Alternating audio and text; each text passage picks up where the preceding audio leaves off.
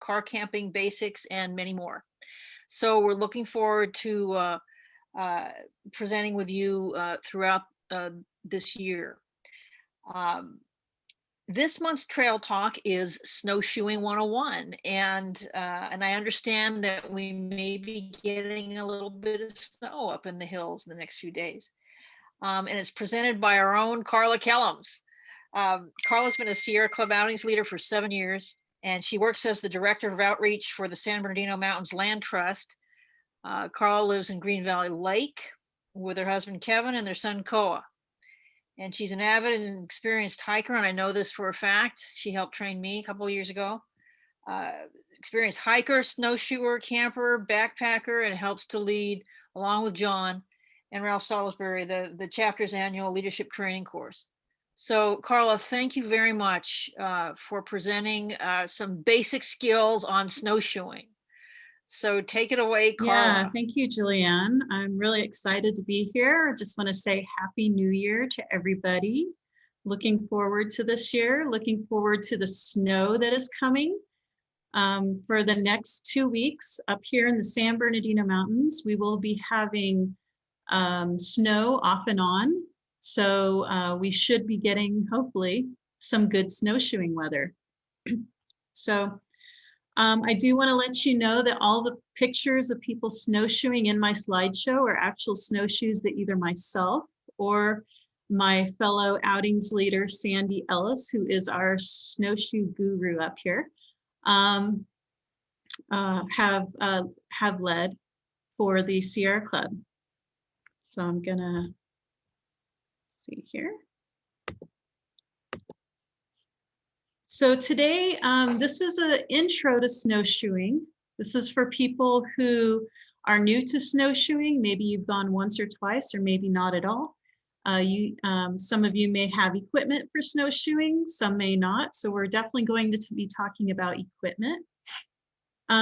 This is for our local group or San Gregorio chapter. And for me, I'm also the outings chair for the mountains group, which is on the west end. From Cedar Pines Park all the way to Snow Valley. So I will be talking about snowshoe opportunities in that area. I'll be talking about when to go. Timing is important. And also I'll be talking about technique and safety.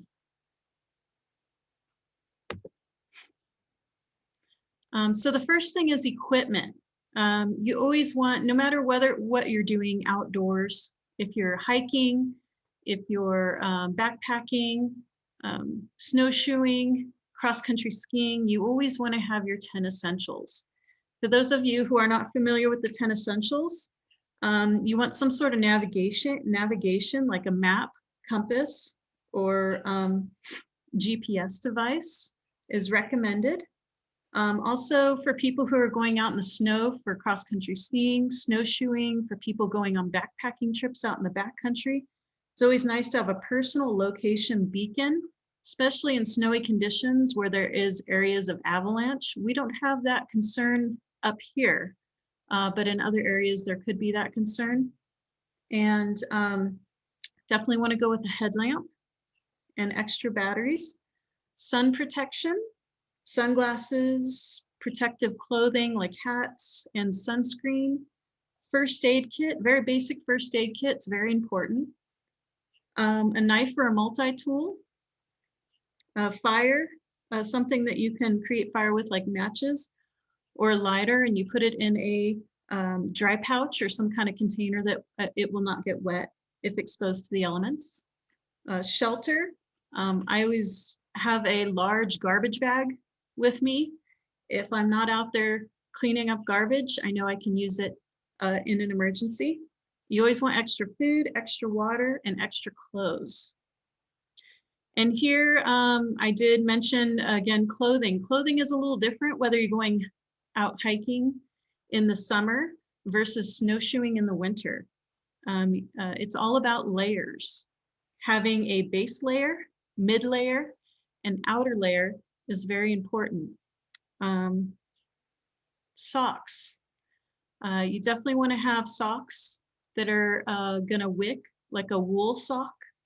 Um, Cotton's not the best choice. Wool would be better. You want to have good boots. We're talking water resistant boots.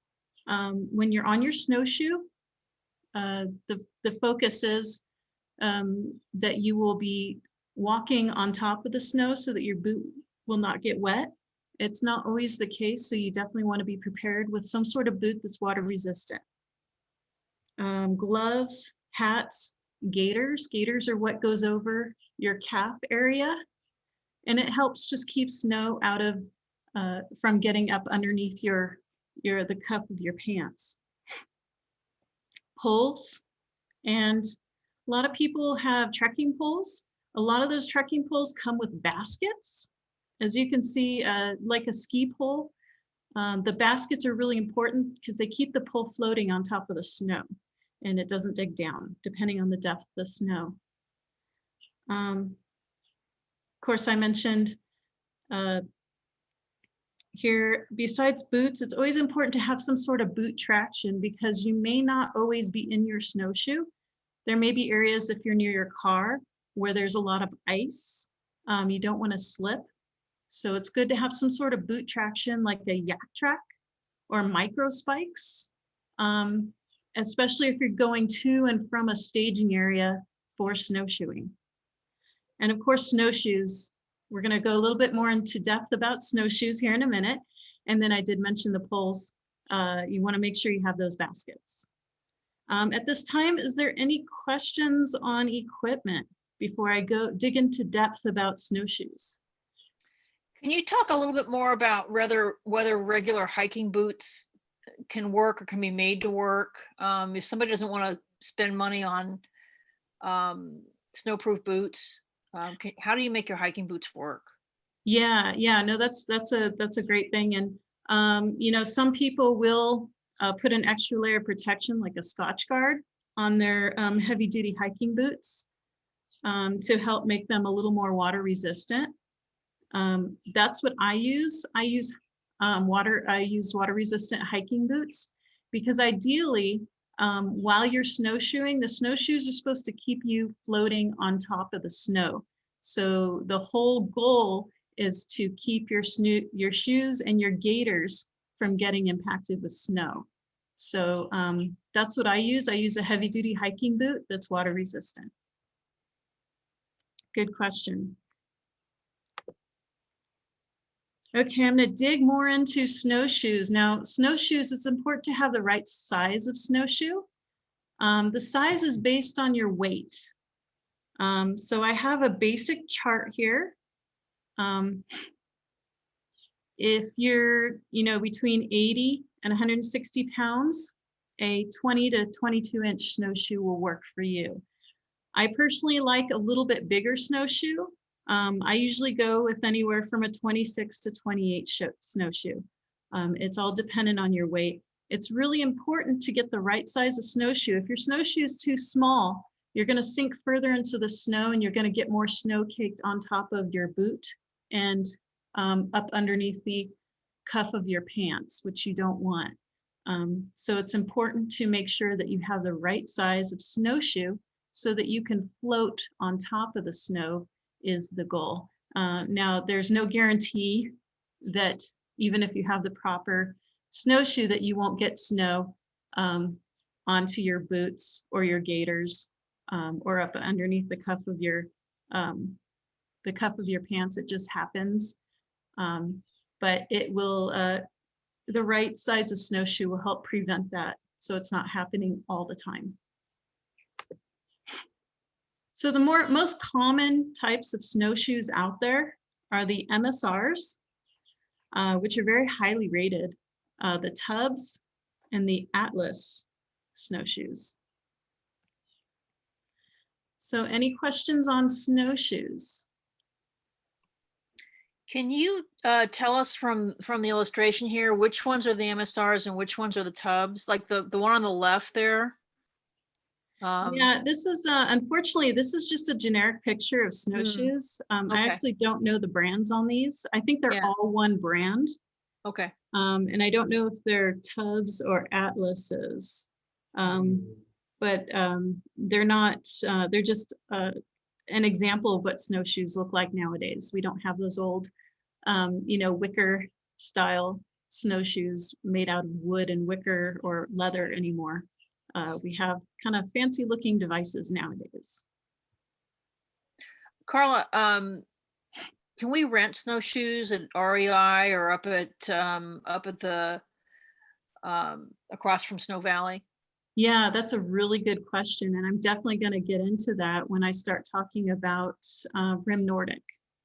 So I Okay. will let you know where snowshoes are available. If you don't have any and it's something you just want to try out for the day to see if you like it, there are some areas that you can rent snowshoes. Oh, interesting question. Is there an advantage to pointed versus round snowshoe? Yeah, that is a good question. Um, Most snowshoes are rounded at the point at the top. Now in the back, you will see some snowshoes are more pointy and some are more rounded at the heel end of the snowshoe. That does make a difference. The ones that are pointy are usually made for snow running. And I actually my favorite snowshoes that I had for many, many years until they broke were actually running snowshoes. They had a point at the heel, and they're made to kind of go smoother through the snow as you're running. If you have a rounded heel of the snowshoe, that's going to be more for walking. Another question before we go on. Which of the brands that you mentioned is more recommended? If you look at the ratings, I find that the MSRs tend to have the best ratings. They tend to be user friendly, Mhm. easy to put on, and a lot of people really like them. But they can be a little costly. Mhm. Um, so my most recent pair of snowshoes, believe it or not, I got at Walmart, just down at the bottom of the mountain here on the 330 at Highland. Mhm. The Walmart was having a sale and they just happened to have snowshoes. And both me, my husband, and my son, we all got a pair of snowshoes, and they work just fine for us. They're not the top of the line snowshoes, but we don't up here. We're not able to snowshoe a lot. We have to wait for the weather conditions and the snow conditions to be just right. So they work great for us. And you can look, I've heard of Costco selling really good snowshoes as well. And those are two stores that I would recommend for something a little in I guess the more cost effective range. Mhm. Um, but if this is something you start and you really want to get into and you really want to go high tech, I definitely recommend looking at the MSRs and some of the other uh, higher level or higher caliber snowshoes. Mhm. Oh, someone has asked about bringing dogs snowshoeing. I want to note that question. And is there equipment that dogs will need not to sink in? Do they need little snowshoes, little boots? Yeah, Um, no, dogs seem to do pretty well. Um, we have a dog. She goes on the snowshoes with us.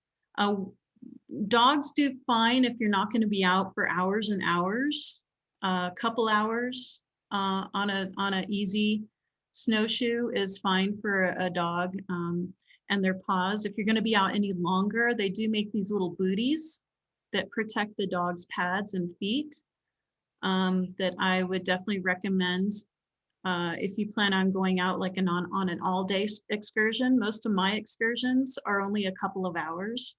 So our dog does great. And what she technically does is after we've packed down the snow, she actually follows behind us. So the snow is already somewhat packed down, so she doesn't tend to sink in as much. When she does go up ahead, she tends to sink more, and it's a little bit harder work for her. So when she does start getting tired, she'll start following behind us. She's realized that that's a easier way to go. But that is an important question. Now, if you have like a smaller dog, Sometimes people can have little carriers for them, carry them in a little backpack on their back or front. The smaller dogs have more trouble in deeper snow, so definitely be aware of that. And also, you want to make sure that your dog stays close to you, because we do have predatory animals up here, and especially if your dog is small. So those are some safety concerns to keep in mind with dogs. Many of my pictures that you'll see in this slideshow, you'll see dogs in the picture, and you'll see probably my dog most common, because she's got some husky in her, and so she loves the snow. So I'm going to go ahead and move on to the snowshoes. As you can see in this picture, it gives you kind of the different components of the snowshoe. You have the traction, which are what I call the teeth. The teeth kind of dig down into the snow and they keep you from slipping. You have the frame, which is the outer area or outer portion of the snowshoe. You have the pivot point where it bends up and down for your foot. The binding is what you put your boot into to button it down or tie it down. You have the heel portion, and then the deck is the flat surface on the top. And I'm gonna go ahead and show you guys a video that's going to go into more depth on the different components of snowshoes. So bear with me while I get this video going.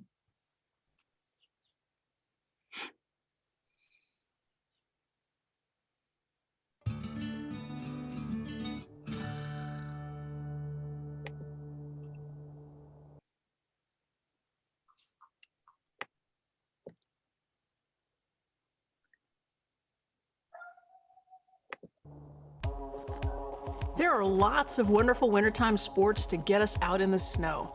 Snowshoeing is simple, easy to access, and super fun. Snowshoes work by distributing your weight on the snow, and they provide way more traction for walking than boots alone. All snowshoes have 3 features in common: a frame and a deck that floats on the snow and gives the shoe its shape, a binding that holds your foot to the shoe, and crampons or cleats on the bottom for traction. It's the variation of these 3 features combined with a snowshoer's total weight that make one snowshoe more appropriate than another for different types of terrain or snow. The deck is the part of the snowshoe that gives it flotation.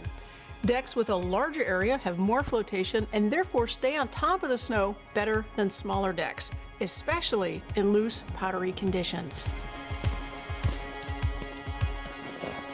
In general, heavier snowshoers will want a bigger deck size to support them and their gear. However, snowshoes with a smaller deck are easier to maneuver, and they may be adequate in packed snow conditions. Bindings are the next common feature, and while there are various innovative designs, they all do the same basic job. They have straps to hold any type of footwear to the small hinging platform, and they align your foot above the main traction of the snowshoe. While traction devices are a common feature of all snowshoes, their placement and how aggressive they are will vary depending on the type of terrain the snowshoe is intended for. For instance, minimal traction is needed for recreational walking on flat snow, but more traction is needed for snowshoers who want to go up mountains or deal with icy conditions. Flip-up heel lifts are not a common feature. However, they make a dramatic difference when snowshoeing up hills or steeper terrain. They do this by changing the angle of your foot in relation to the snowshoe, which makes going uphill feel more like a natural stride.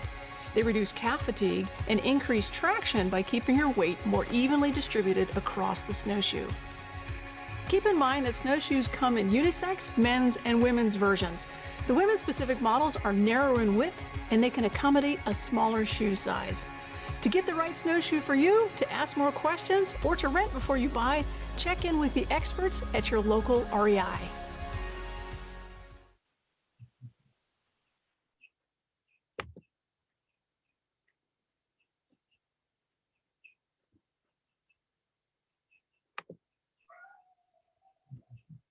Hey, I'm Katie with REI. Welcome to winter. We're hiking. Sorry, folks. Here we go. Okay, let's go on to our next slide here. So it kind of gives you an overview. So let's talk a little bit about the best time to go snowshoeing.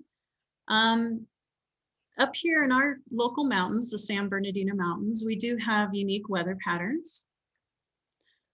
So always the best time to go is you want to make sure that there is snow on the ground. So after it snows, anywhere from 6, 8, 10, 12 inches of snow is good.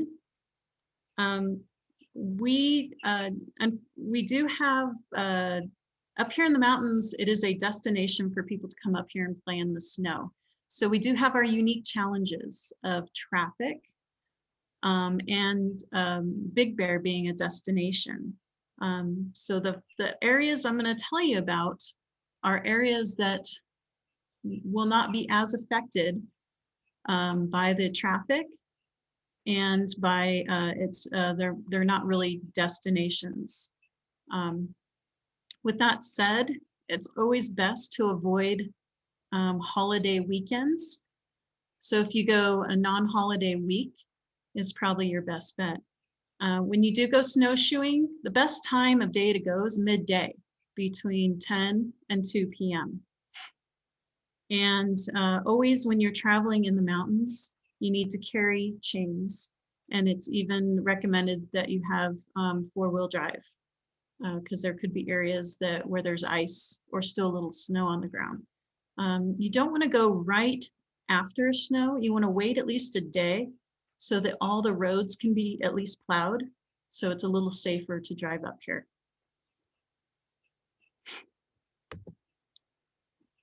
So I'm going to talk about the 3 best locations that I have found for snowshoeing here in the San Bernardino Mountains. Like I said, you want to avoid destinations like Big Bear, and you want to avoid holidays and crowds and traffic.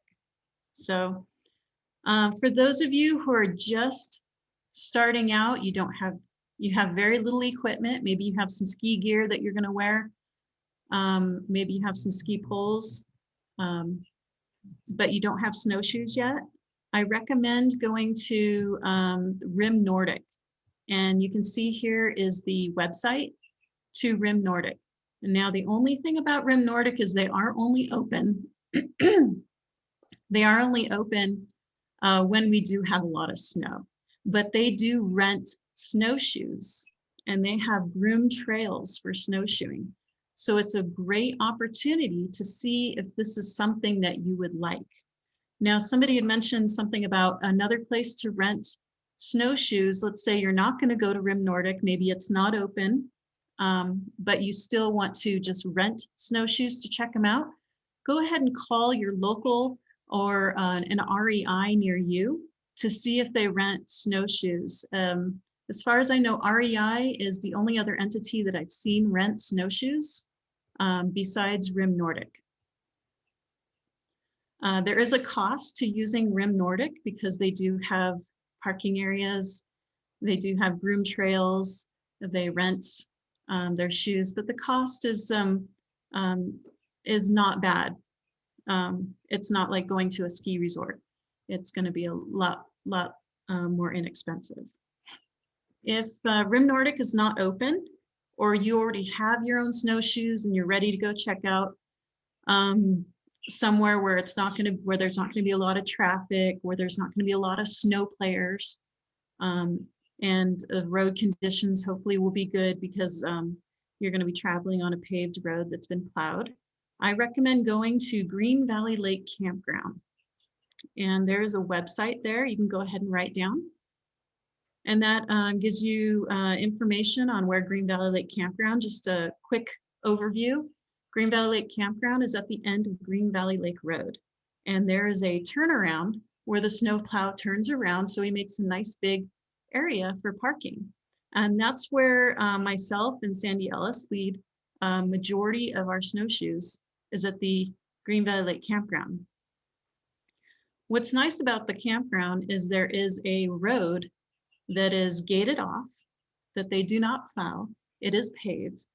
And you can follow that road on a nice easy slope up to the top of the campground. It's approximately a quarter to a half of a mile.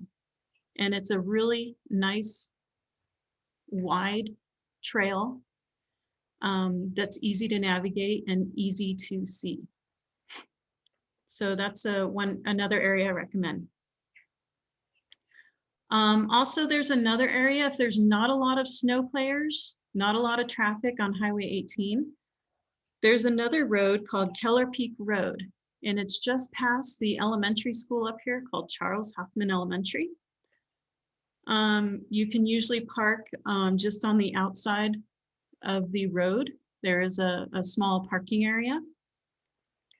There is a gate. Again, like the Green Valley Lake Campground, the gate stays closed during the winter time, so the snow accumulates on a nice, easy grade paved road that's very easy to follow, and you can follow that graded road all the way up. If you go all the way up to the Children's Forest, it's a little bit longer trek. You're looking at about 5 to 6 miles, which is for those who are looking to get more of a workout, it's definitely a location I recommend. Up here, if you do go to Rim Nordic, what we've noticed is some of their trails will be marked. Sometimes as you're going along the road, you'll see like a metal diamond on a tree, and that's just marking the trail. As you go along the trail, you want to follow those diamonds. Sometimes they're marked with circles, but that's what's going to help you stay on the trail, especially if it's a narrow trail.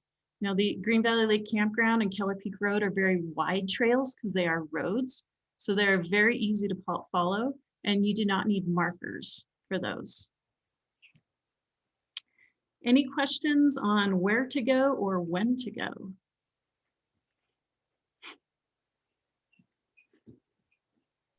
Yeah, there was a question someone asked, why midday? Is it too icy in the early hours? Yeah, so in the early hours, it's not just it can be icy, that is true.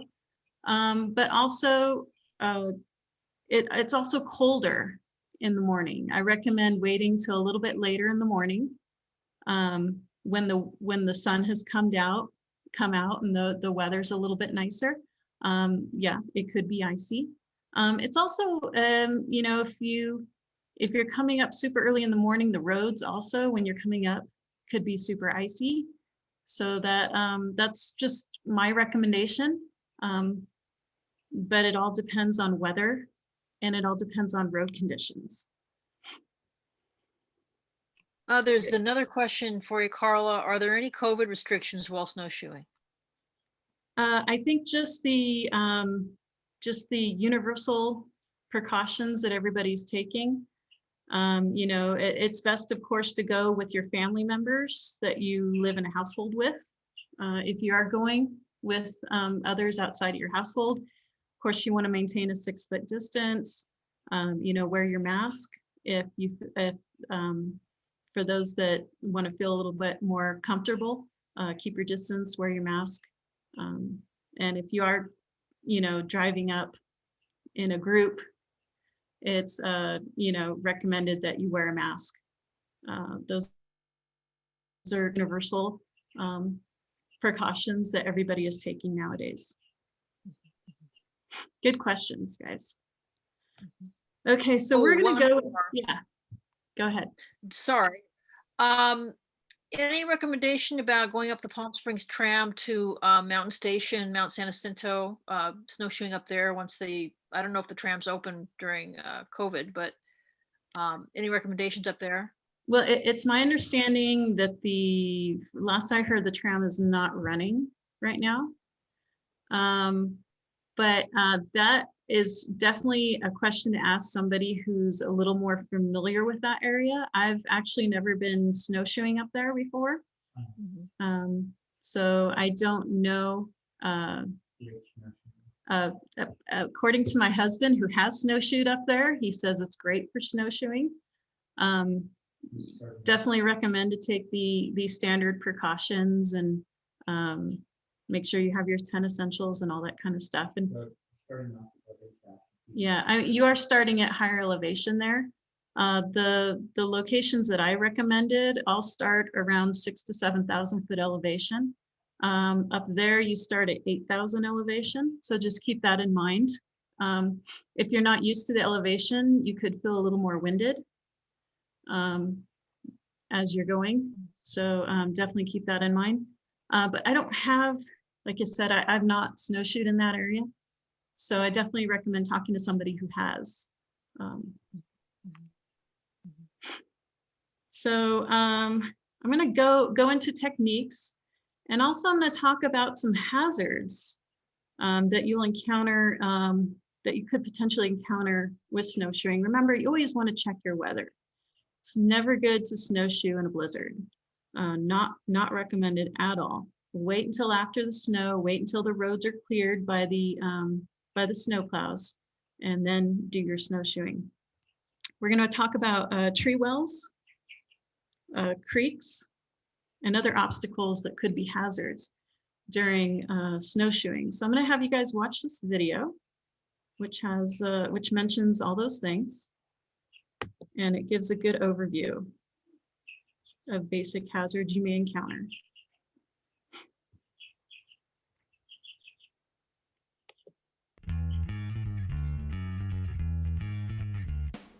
The following video offers tips and reminders for snowshoers of all skill levels. We'll show you snowshoe basics, safety tips, and more. If you're new to snowshoeing, you may want to hire a guide your first time out and explore marked trails. I told you that would be gracious. Now this is just a guide. That means we're not responsible for your safety, you are. People say snowshoeing is as easy as walking. It is that, but I like to compare it to hiking, which is so much more. First thing you'll need for snowshoeing is a good quality pair of snowshoes. I prefer the ratcheting binding system. It's a little more secure. A good snowshoeing boot is something you're going to be warm and comfortable in. A hiking boot with good ankle support, some Thinsulate built in, and Gore-Tex, and a little lip on the back will help prevent the back binding from sliding off. When putting your boot in the snowshoe binding, put the tip of the boot in first, push it right up to the front, snug up the back binding, and then the front bindings. This will ensure a proper fit.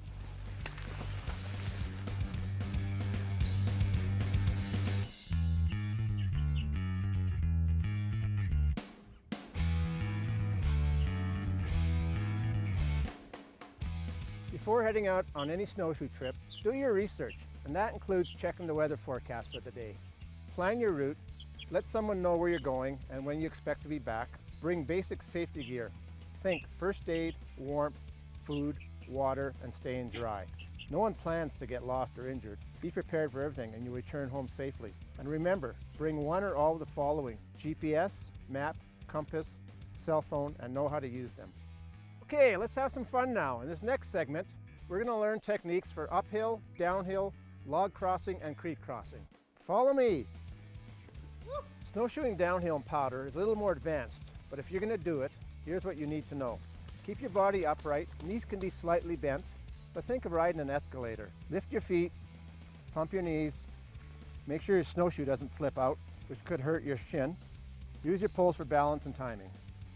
If you happen to be coming downhill in hard pack conditions, remember, go slow, don't rush, and stay away from steep, icy slopes. Climbing uphill in hard pack is pretty straightforward. The crampons dig in and you just walk as you normally would. Again, stay away from icy slopes. They're not a lot of fun and they can be dangerous. Here's a few tips for climbing uphill in powder. One technique is straight up. Pound out each step 3 or 4 times. You want a solid base, so when you transfer weight, the base doesn't collapse and you end up going backwards. Another method is traversing. Pack out the snow. When you make your turn, pack out a little square and continue on. Duck walk, similar to straight uphill. Same idea. Pack it down 3 or 4 times. Poles up front when you're going to transfer a little weight and keep climbing. Here's a few tips for crossing a log. Snowshoe up to the front of the log. Step up onto the middle of the log with the middle of your snowshoe, which usually equates to your leg line. Plant your poles on the other side of the log. Make sure they're planted firmly because you'll be transferring a little weight to them. Step up onto the log with a second snowshoe. Look where you're going ahead and step down one snowshoe at a time. I don't recommend crossing creeks if you're just starting out snowshoeing. It's a little more advanced and takes a lot of practice. Here's a few hazards to watch out for when you're out snowshoeing. Rocks, trees, stumps underneath the snow that you could trip on and twist a knee. Tree wells, deep pockets of air around the base of a tree. Snow bombs, which accumulate at the top of trees and can weigh hundreds of pounds. They're especially dangerous in warm and windy weather. Remember, if you're just starting out snowshoeing, keep it simple. Stay to designated trails, stay out of avalanche terrain, know where you're going. Later in the season, January, February, March, we have a base, we have lots of snow, obstacles are covered up, a little more safer to snowshoe and usually a lot more fun too. We've just given you the basics of snowshoeing. We hope it has been helpful. If you have any comments or questions, please let us know.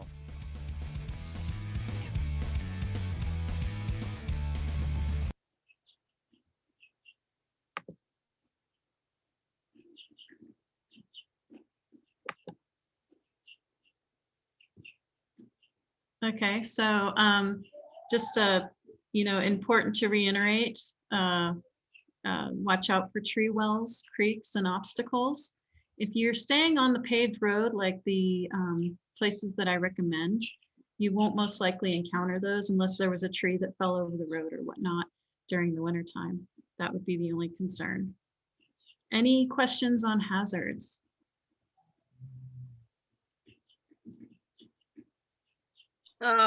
More weather and timing, Carla. How long of a, especially for those of us that are beginners, how long of a trek do you recommend? How many hours Yeah, or miles? that's a good question. If you're just starting out, I recommend going nice and easy and slow. Going out for only about 2 hours. That could, 2 to 3 hours at the most when you first start out. You have to understand when you are snowshoeing, it is a little bit slower than hiking. So you're not going to cover as much distance. You can probably cover anywhere from 1 to 2 miles in that time. So I recommend keeping it nice and easy, go nice and slow, take your time, and just enjoy nature as you're cruising along on the snow. That's my recommendation for if you're starting out. And was there another question? I think that's it for Okay. now.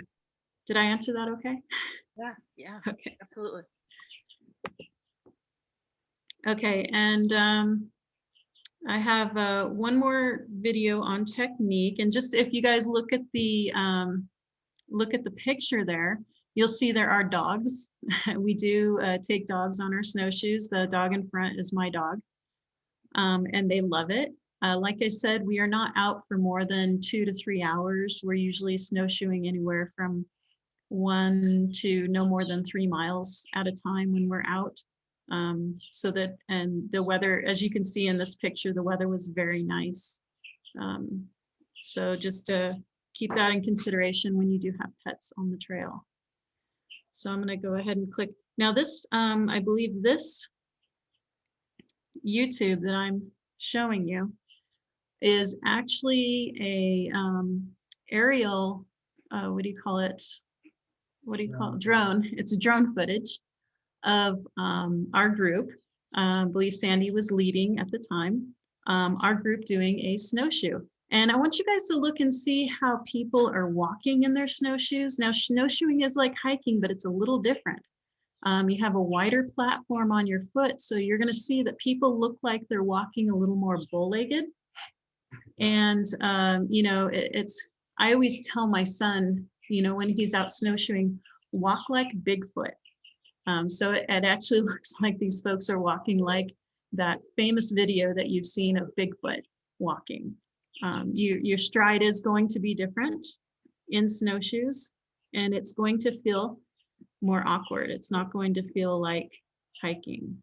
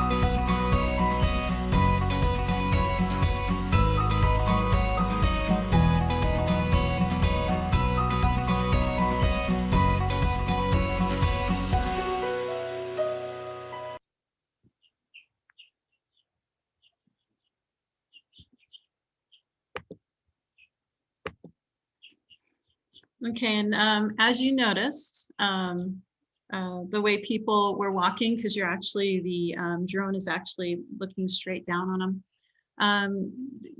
It's good to keep your knees bent. You're almost walking kind of like a duck. It is going to feel kind of awkward at first, but after a while, you do become more accustomed to it. In that video, you actually get to see one of the areas that I recommend, which is the end of Green Valley Lake Road at the Green Valley Lake Campground. That is the area where we were snowshoeing in that video. So you get to look at the terrain. You could see that they were on a, that was actually a US Forest Service dirt road that they were on, that was nice and wide and easy to follow. And that's what I recommend when you're going out for the first time snowshoeing. Try to pick an area where you have a nice wide trail, so you don't lose your trail. So here's a couple extra resources. You can go ahead and write these down. I'll keep these up. REI is a really great resource. They had this document that talks about learning how to snowshoe. And the second resource right there is from the Snowshoe magazine that had, I thought, a really great article. It's in a PDF of Snowshoeing 101, which is pretty much the basics of snowshoeing. Do I have any questions? Yes, question was raised about depth of snow. Do you have any recommended depths of snow, Carla? Yeah, so when you're first starting out, you don't want to go out in too deep of snow. Most likely that's not going to be too much of an issue up here in our mountains. Typically in a good snowstorm, we can get anywhere from 6 to 24 inches of snow, which I think is kind of a more of an ideal range. Anything more than that, that's when it is going to be a little more challenging with the deeper snow. Also, it depends on how the condition of the snow, if it's wet snow or if it's powdered. If it's powdered, it will be lighter, but you will sink down a little bit more. If it's more of a wet, compact snow, you're not going to sink down as much. And typically up here in our mountains, we get the more wetter snows. We don't get as much powder storms. Also, I wanted to mention that, if you're going in a group, a lot of people like to walk in a line, as you noticed in some of those snowshoe videos you saw. The first person in the line is what we call the person who breaks the trail. And that is usually the hardest job of snowshoeing in a group like that, is the person who breaks the trail. And so I recommend taking turns if you are in a group of breaking the trail. It's always easier to follow in somebody else's footsteps when you are snowshoeing. I always recommend putting either the strongest person or the person who has most experience in front to break the snow, break the trail first, so that the others can get a feel for it, and then give everybody a chance to do it.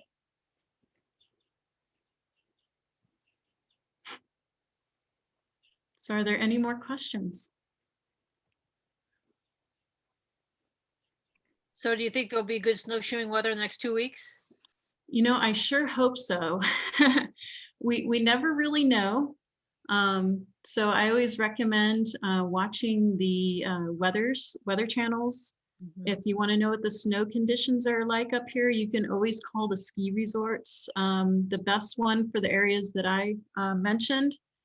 You can always look on Snow Valley's website, because they are right across the street from Rim Nordic. And they always have information about snow. And also you can contact Rim Nordic, and they can give you kind of an update on what the snow conditions are like. I really hope that the next 2 weeks we will get enough snow. They say snow showers off and on for the next 2 weeks. We will get enough snow so that when these storms do subside, we will have some really good snowshoeing conditions. So I really do hope, crossing my fingers, because I plan on being out there snowshoeing after these storms. So I just want to say to everybody, get out there, enjoy nature, appreciate nature, and hopefully you guys will be motivated to protect nature. I see that someone put in the chat that bensweather.com has very accurate weather forecast. Yeah, actually, that's the one I like to follow. I like to follow Ben's Weather. I believe my husband likes to follow Lake Gregory Weather is another one. They're a little bit lower elevation. But Ben's Weather, I personally like that one. But there are a lot of other weather apps and websites out there. So, you know, they always predict. It doesn't always happen, but we're always optimistic. Oh, thank you very much, Carla. That was great. Yeah, thank you, everybody, for letting me present this fun information to you. So I'm going to go ahead and stop my share screen.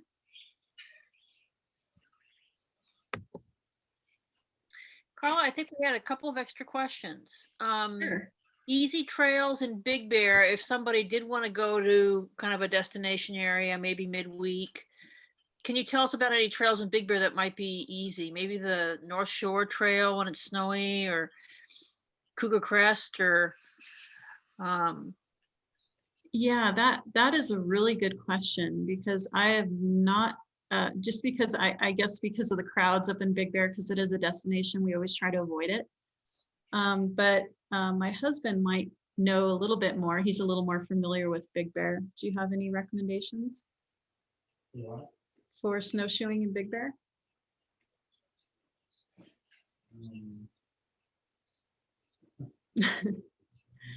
I really don't know. Yeah, Big Bear's a place, like I said, I try to avoid because of the crowds, because of the traffic, because it's a destination. So that's a really good question. You would have to, you could always contact the ski resorts, Bear Mountain, Snow Summit. They might be able to direct you to a good area. The Discovery Center, actually, the only place I can think of would be the Discovery Center. The U.S. Forest Service has the Discovery Center. Unfortunately, it is closed right now due to COVID. But they do have a Discovery Center on the North Shore, which is the Fawnskin side. And they do, what I've seen in the past, that they have led basic snowshoes, and they have easy trails near and around the Discovery Center, which is next to Cougar Crest Trail. and I believe they call it the Woodland Trail. So that would be an area if you are interested in snowshoeing. Now that is on a south-facing slope. So you definitely do want to check your snow conditions to make sure there's enough snow to snowshoe in that area. And of course, you probably have to wait till the Discovery Center opens up again. And then Green Valley Lake, you just drive into town, and then through town is the campground. If you go straight through and just park there at the turnaround and nearby.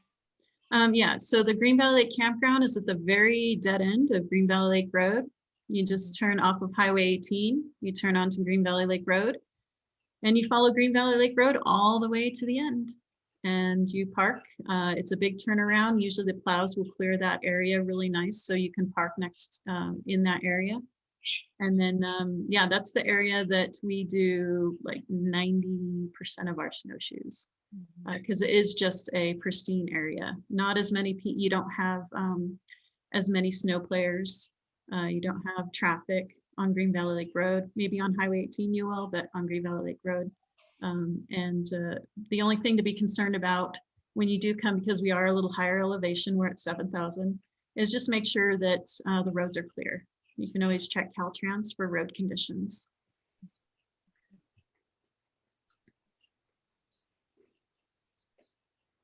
At this point, if people have questions, you can unmute yourself and just ask.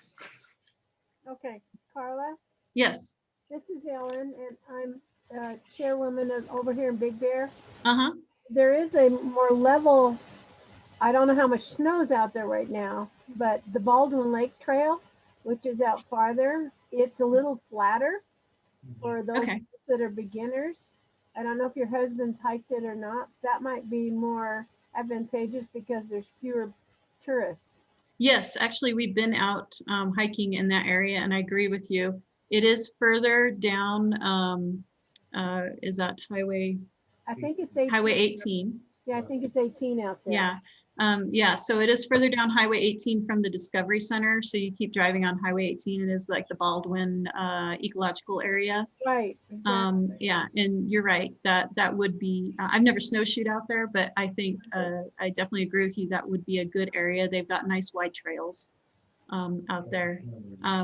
But you do. I don't think they get as much snow. So it's something to consider. Is definitely check your snow conditions for that location. Right. Right. Let's hope we do. Yeah. Carla, I just wanted to mention that a number of years ago, I did a snowshoe hike through the Discovery Center up there, the Forest Service, one they led at the time. And I'm not sure how long ago that was, but they did include the snowshoes if you needed them. I think, I don't know if that, I don't remember if that was a difference in the price, but there wasn't enough snow at the time there by the Discovery Center. So we actually carpooled to another location that was north facing that had enough snow. I forget the name of the trail, and we were up there, and it was a lot of fun. Although when we started the hike, it was 18 degrees. I was so frozen, but it was fun. Yeah, I do know that the Discovery Center does do lead snowshoe hikes, and I think I was aware that they do provide snowshoes to individuals who don't have them. I don't know, I don't remember if there was a cost to that. I do want to let you guys know that when we do go back to leading hikes and being able to lead outings, when we do lead our snowshoe hikes, me and Sandy, sometimes we do have extra pairs of snowshoes. So people who just want to try them out for the first time, you just let us know that you want to try it out for the first time, or you don't have any snowshoes, and we will see what we can do to help you. Carla, one question about Rim Nordic. I've seen it there, but I've never used them. Is it a concessionaire, or is it the Forest Service directly? And how often are they open these days, even before COVID? They always seem to be closed. Very good questions. Yes. It is a concessionaire. It is US Forest Service land that they are leasing. And they do mountain biking in like the spring, summer, and fall. In the wintertime, they do snowshoeing and cross-country skiing. You're right. The conditions have to be really good for them to be open during the wintertime for cross-country skiing and snowshoeing. And as far as COVID restrictions, I don't know, because I know Snow Valley across the street, which is a ski resort, is open. So they might just be observing the same precautions that Snow Valley is observing. But you're right, there are winters where they just don't open at all because we don't have enough snow for a long enough time for it to make it worth their while. So you do need to contact them and call them to see if they are open. And most likely they will only be open if we get quite a bit of snow up here.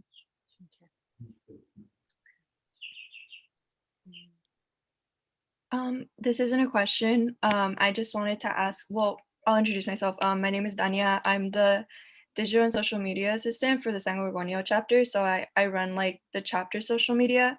And I was just wondering if folks would be okay with me like taking a quick screenshot of all the Zoom participants to like share on our social media. If anybody wanted to turn their camera on or turn them off, I'll do like a 1, 2, 3, and then like before I capture. So let me just get that set up, if that's okay with idea. That's fun. Yeah. So I guess right now, if you don't want your picture taken, go ahead and turn your camera off, is what you're saying. Yeah. Okay. Yeah. Or if you do, turn your camera on. Yeah. Okay. I'll just give everyone a couple seconds. Okay. 1, 2, 3. I don't know if y'all heard that click, but Yeah. thank you so much. Okay, cool. Thank you. Thanks, Dania. Thanks, Dania. Yeah. Yay. Well, Carla, that was fabulous. Thank you.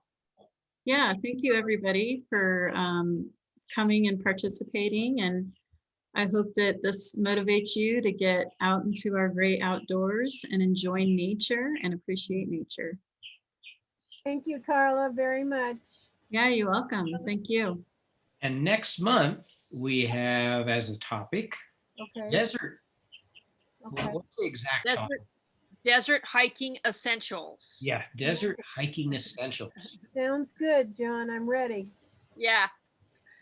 Now, this is the right season for hiking in the desert in the winter. So that's the third Wednesday, which is February 17th at 7 p.m. Gotcha. And I don't have it listed on Campfire yet, but hope to get that soon. I need a write-up from Chris Torres to We'll get it. put up there. We'll get it. But thank you so much, Carla. Fabulous, fabulous talk. And you know, I don't know if we're gonna do, or we'll have time to do official Sierra Club snowshoes this time or this season, but certainly people can individually do it, and then maybe later in the year we can have get your group together, and we'll all join you.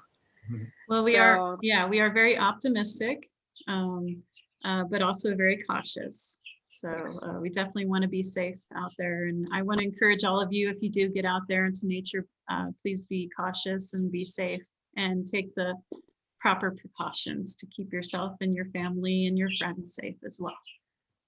Thanks, Carla. Thanks, everyone. Thank you. Good night, all. Thank you, everyone. Good night. Good night. John, quick question for John, because I want Yes, to promote yes, this. yes. What was the title for next month? Desert hiking essentials. Thank you. You're welcome. All right, gang. All right, everyone. I guess good night for now. Until next month. And happy Inauguration Day. Right. Bye. Bye. Bye, everybody. Thank you. Good night. Good night.